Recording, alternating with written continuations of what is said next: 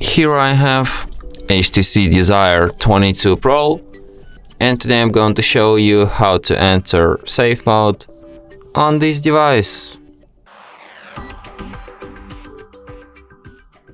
So to do this, what you have to do is to hold down power key, and after the turn off menu appears, you have to hold down your finger on power off.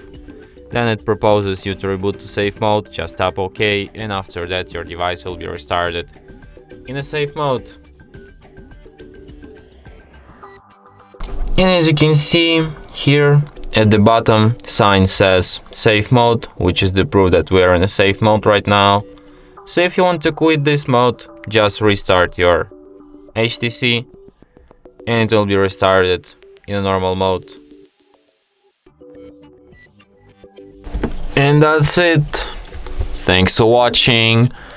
If you find this tutorial useful, don't forget to hit that like button and subscribe to our channel.